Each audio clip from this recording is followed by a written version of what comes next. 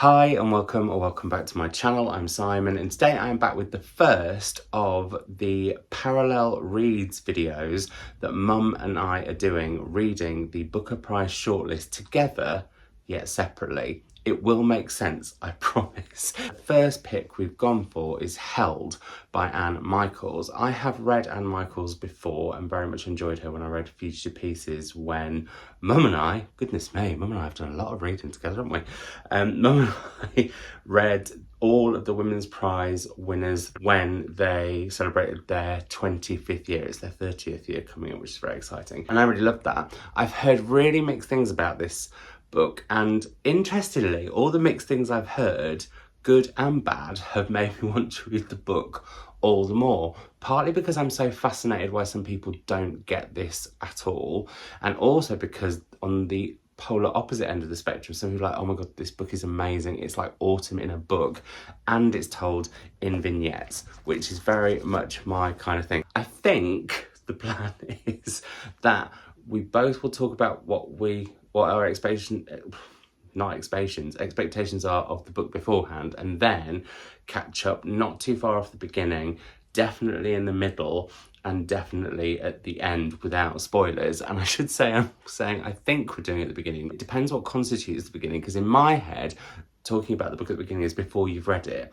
But I think Mum might feel like it's like a bit into the book and we haven't agreed on that. So what I'm going to do is I will catch up with you about 20 odd pages in, then I'll catch up with you halfway, and then I'll catch up with you at the end. And well, at the halfway point, wherever Mum and I have filmed our beginning thoughts, we will definitely meet in the middle, because it's the middle. Right, I've done all the explaining, and now I'm gonna go and get reading. I'm really looking forward to this one, really looking forward to it. And I also really love the paperback edition. Right, I'll catch up with you anon. Well, morning everybody. I've just got up. I've been reading in bed, feeling a bit dishevelled, but I needed to talk about this book because I suppose all I need to say really is that it's making me physically ache. The writing's so powerful that you can really feel the love and the emotion between the two central characters at the moment. So it starts with John lying in a field in France somewhere in 1917, and clearly he's been very badly injured, and you know it's to do with his leg. You don't know, and neither does he, whether he's going to survive. So it's very emotive, and there's a very young man next to him staring at him. I'll say no more. And then you learn about his relationship with Helena as he's lying there, possibly dying, certainly in lots of pain. His memory's triggered and he's thinking about the woman that he loves.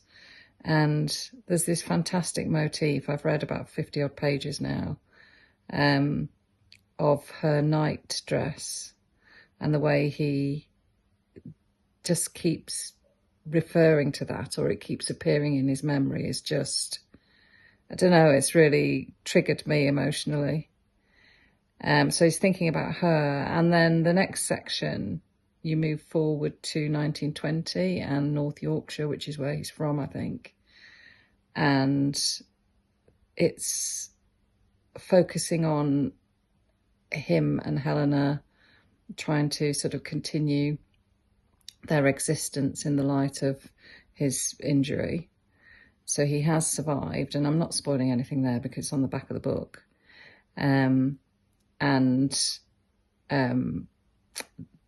It becomes clear that they are both artists. So Helena paints, he's a photographer, and they reopen his photography studio, so they're trying to rebuild their lives. And she is an artist and paints the backdrops for the photographs that he takes. And there's just been an incredibly moving, something I don't think I'd really thought about properly before, but a description of the photography business in action after the war, and the efforts that the photographers are going to cover missing limbs and you know, turning away from the camera because you've got an eye patch. And yet the relatives are desperate for photographs because these people have survived. And I don't think I'd really thought about that before. And the man that he's needed to advertise for assistance for his photography business. So this, I think he's called Mr. Stanley. I should have checked before I clicked record. But he's quite an interesting, he's politicised, and he's quite an interesting character. I'm not quite sure where that's going to go. But the story is being told in fragments. You just sort of drift in and out of various memories, and then you're sort of in the present, but not in the present. Anne Michaels is first and foremost, I suppose, a poet, and it's really evident in the way that this is written. It's just, like I say, it just keeps tapping into my emotions in a way that is extraordinarily powerful and moving. And I've become already, even though I'm only 50 pages in, and even though it's fragments, I'm already really invested in these two characters, Helena and John. And I'm looking forward to spending more time with them. I'll report back later when I get further on. Bye. Hi everyone, so I have read to the end of part 1, which is about 25, 26 pages into Hell. And I think that's where me and Mum are both going to talk about this. This video could be a little bit rogue because we haven't actually decided exactly what pages we're catching up to, which maybe we should have done. Anyway, moving swiftly on. I nearly burst into tears at the end of part 1. I found this real build-up of John, who is seemingly lying in the snow after an incident during war, very, very, very powerful, particularly just one final sentence at the end of part 1. It really got to me. A suspicion that I had sort of been brewing in my brain was founded, and it was just incredibly powerful and very full on. I don't normally like books about World War I or World War II. I just don't have very much interest in it. I studied loads at school, but I think the way that these vignettes draw you in as you are finding out about or getting hints of what John's situation is as the book opens, and then get flashbacks to moments of his life before he went to war.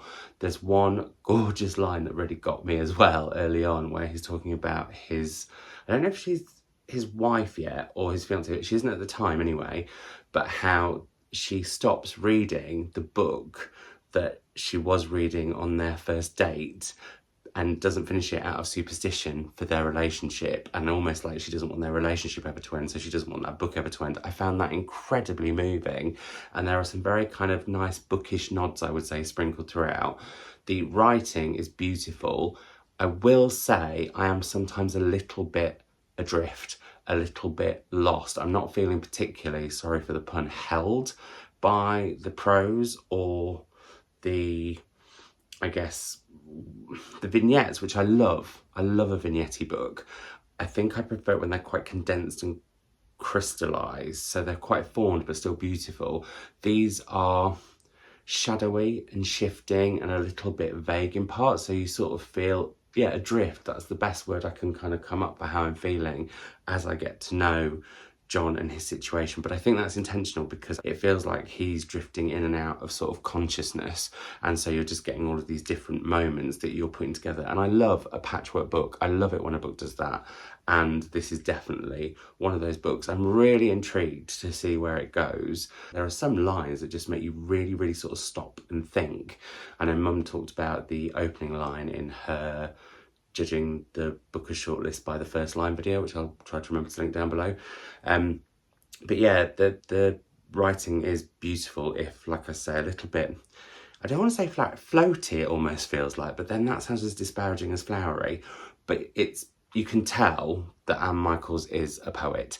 And yeah, that's very much coming to the fore. I think from what I've heard around the book that this follows like generations through a family, and I'm intrigued to see how she does that and what direction we go in.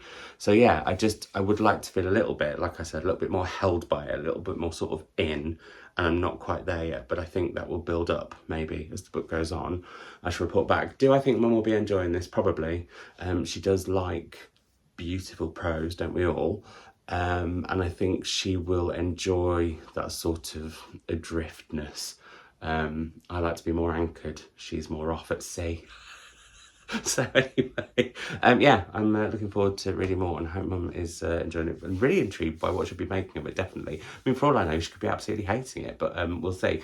So yeah, I will catch up with you when I have got about halfway, and I will leave you in Mum's capable hands as she gives her halfway thoughts in the interim. So I've just snuck out of bed to talk to you all about this book that I'm reading, because I've just passed the halfway point-ish, I suspect, and it seemed like an appropriate point to stop, because so far the novel has moved relentlessly forwards in time. In fact, we've had some big jumps. So we've hit the 1980s, and then suddenly I'm being taken back to the 1960s. So I haven't read that bit yet, I've just paused. And I'm also thinking that I'm probably going to read this book until I fall asleep. It's the sort of book that is perfect for reading when it's very quiet and still at night, because, oh, I'm going to drop my phone, hang on. Because it just makes you think, and it fills your head with so many wonderful images. I'm loving the fact, I hadn't realised that it's a sort of generational saga, so I've now hit the 4th generation, I think, of the family, if my maths is right. And it's still John and Helena's family, and there's been a section where we've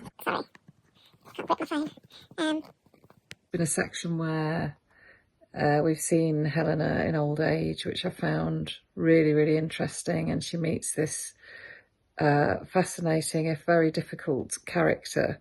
It's ever so hard to talk about this book now without giving spoilers, and yet there isn't really a plot as such, so that seems like a strange thing to say, but because you're meandering in and out of these characters' lives and memories, there are lots of interesting things, events that happen on the way.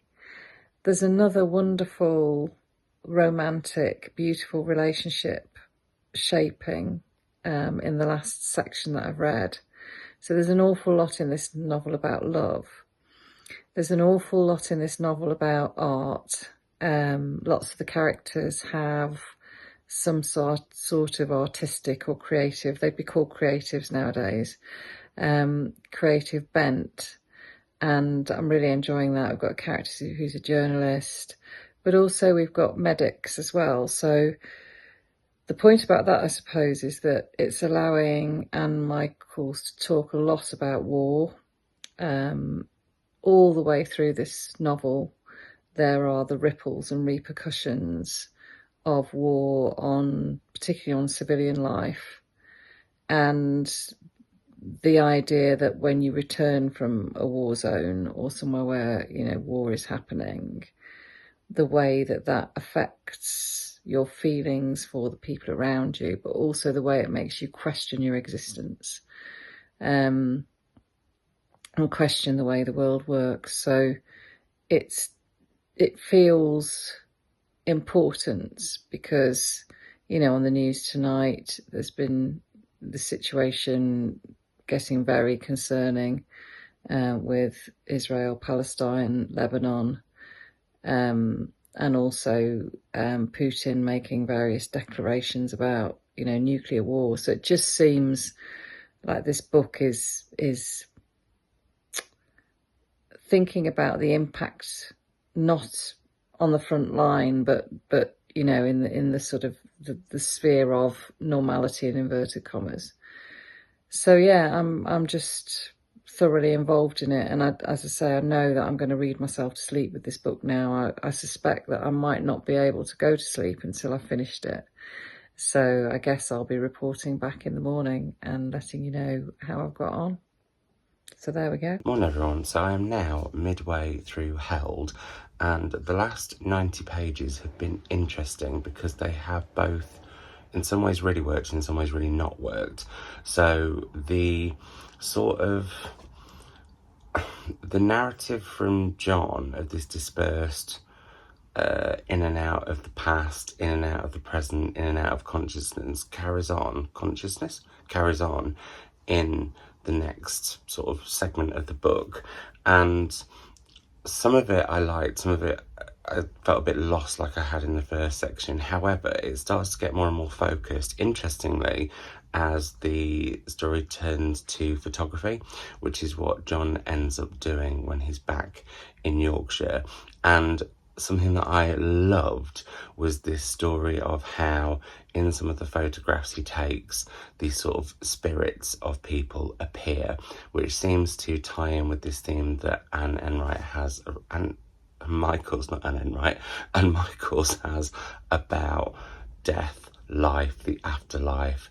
Is death finite, which is at the very beginning of the book. So that's really interesting. And also I love that whole sort of Victorian element, even though it's not in a Victorian setting, of those pictures where spirits would appear in photographs. So I found all that fascinating. And I got very confused as to what happened with his colleague, who I actually thought was his boss at first. And then we slip into his wife Helena's narrative, and I loved that. There's this beautiful story about her working in a bookshop and being spotted by this man to be painted. And I won't give anything away, but it's just this sort of the way that she's discovering while sitting for him herself and how she feels about her body and everything, and also the different lives that she could have had, and actually then almost a reigniting of a life and a talent that she has. I thought that was beautiful. And then we slip in to another character much more fleetingly, and I'm finding the way that we're shifting through generations really, really fascinating. I'm finding the writing absolutely beautiful.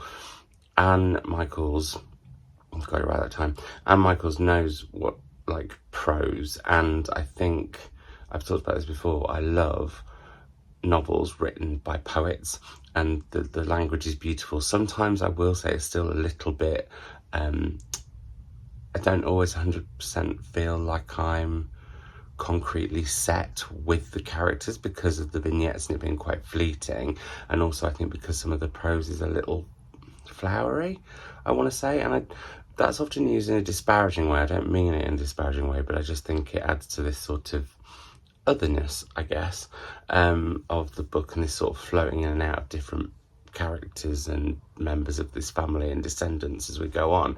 I'm intrigued why it's always set by rivers.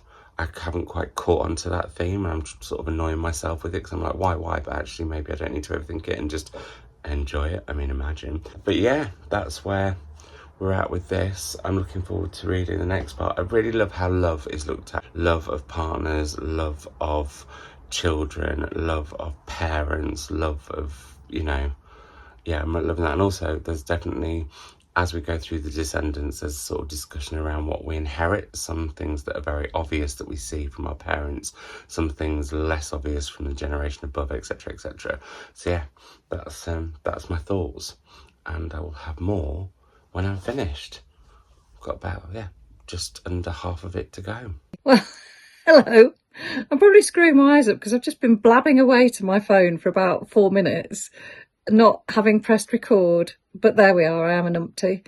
So I have finally finished this wonderful, wonderful novel. It's really made me think. It's beautifully celebratory about love, and particularly about how love can be a restorative after crisis. There's a lot in here about the impact of war and the very long-lasting impact of war, which I feel is very pertinent to today.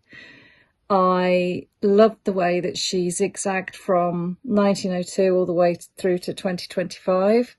So, you're in and out of there's lots of different time shifts. You move all over Europe, right up to Eastern Europe. And I don't know how she managed to do it. I don't know how she threaded it all together. And then latterly, in the novel, increasingly, the world of science becomes important. Marie Curie puts in an appearance and she becomes part of the story. And that's sent me down a whole wormhole. I'm off to do some research about Marie Curie now and find out what happened to her in later life, because the novel has left me wanting more. I love the fact that although it's full of empathy and beauty and celebratory about love, it's also unflinchingly scientific. So there were lots of words that I had to go away and look up. It made me work quite hard as a reader because you're flitting between all these different places and times and characters, and you've got to sort of work hard to stitch it all together, but not as hard as she did to create it. And I just found the whole reading experience really moving, really beautiful. It's called Held. I'm going to hold it with me for a very, very long time, this novel. There's one thing I do want to do, and I wouldn't always do this, but I want to read some bits from it just to sort of, give you a kind of taster of the sorts of things I'm talking about, in case you're a little bit nervous of it, because I think sometimes this kind of literary fiction, people can be a bit wary of reading. So, for example, here we are. I'm on page 193, or I would be if I could find it. And one of the characters is writing about the experience of falling in love, and I just thought this was wonderful. Already I long to be consumed with fascination by the ordinary life of your body, to drown in every thoughtless detail and gesture, how you held a glass or a pen or a fork and knife, whether you opened and read a magazine from the front cover or the back. It was the vertigo I'd longed for always, that there be no end to my falling, no boundary to knowing and loving another, no brick wall of time, no dead end of betrayal, boredom, selfishness. How is it possible to perceive this potential, the beautiful irrealis mood, in the endless space of a few moments? And yet I did know it, the wild certainty that you held the secret of my future. It's just gorgeous, absolutely lovely. And there's a passage as well, very early on in the novel, where the character is describing how she feels about her husband away at war. And again, this just gut punched me. Other women had refused to imagine the death of their husband, to refuse it in any place in themselves. But Helena finally had learned that superstition was a form of irony that worked in reverse. If she faced it square, if she downed the possibility of it to the dregs, he would be spared, immune. Isn't that how the new inoculation worked? By letting the poison inhabit her, she would keep him safe. So again, you've got that wonderful sort of juxtaposition of empathy and science, which I just think this book does so unflinchingly and so well. So I think you can tell I really enjoyed it. I'm really interested to see what Simon will make of it. I think he'll like it too. I think if you like Max Porter and that kind of thing, I think you'll enjoy this. So my suspicion is that Simon will have enjoyed it just as much as me, but I could be very wrong. Hi everyone, so I have now finished Held by Anne Michaels, and one thing that I wanted to do before I moved on to my thoughts towards the end is to share a passage that I loved from Helena, who I think for me, her story has lasted with me the most, which I find interesting. Let me see if I can find the actual line that would be helpful. It's about Helena describing. Here we are. She did not understand for some time why he'd plucked her, middle-aged, a pear turning soft in the bowl, from the bookshop. That is still staying with me. That whole section around Helena and the painting has really lasted with me. And I think that shows the power of this book, and the fact that I think other characters who we come to later, again, I don't want to spoil anything, I think their stories will last with me. It's a book that's definitely going to stick around my ether, sounds a bit wrong, for quite some time. It's a book, I feel like at the beginning, really looks at war and then keeps looking at that sort of simmering in the background, whilst also then looking at art and creativity and what we inherit culturally rather than necessarily genetically or biologically from our parents, grandparents, etc. Then I feel war comes back to the fore again with certain careers that John and Helena's descendants decide to work in, partly because they know the history of their family. And I think that's a really big theme throughout this, is how history affects family as well as how history affects humanity and how we can choose or not choose to be a part of that. The creativity element kind of not backs off, that's not the right term, but sort of it's still there, but it very much for me in the second half becomes much more of a sciencey book. And I was quite surprised to see Marie Curie turn up, but I was really interested by that. I thought it was quite a brave, bold move. Again, I won't give any spoilers as to how she becomes part of the story, but I thought that was interesting, and again looks at how historical characters or people can influence how they can brush past us, how they can become quite an informed part of our lives without us really knowing. And yeah, as I think I said, science definitely comes more to the fore. I'm not saying that lost me, because I did find it really interesting, but for me, anytime science comes into things, I start feeling like a book can get a tiny bit clinical. And whilst this didn't do that, there were certain elements of that within it. But really, at the heart of this book is love. And it's how love can save us, heal us, be with us till our last breath. The importance of those we love, be it a romantic love, be it sexual, lusty love, be it platonic, be it familial.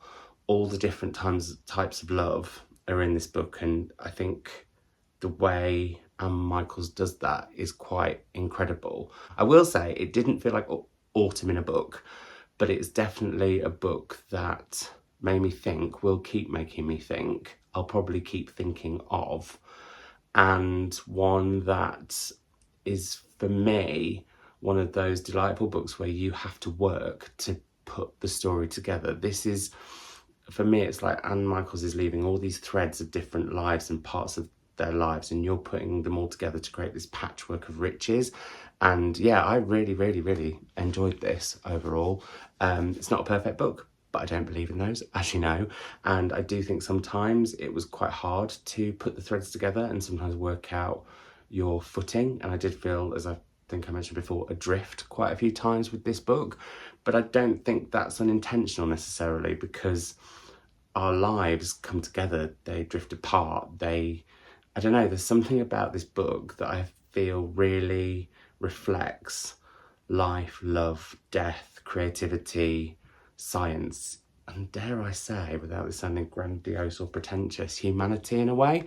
But also, I was really impressed by how a book starting in the past, in an early World War, and the themes of war keep going and become more and more pertinent, which feels very of the now. So I think it is both a book that's an incredible historical novel, but also very much a book about now and about these times, and also the potential future. I wasn't expecting it to go to 2025. So yeah, I know that's not far away, but still, it's in the future. I have no idea what Mum thinks of this. I think she'll really like it. I think the art stuff she'll enjoy. She does like books that look at the ramifications of war. That sounds odd to say.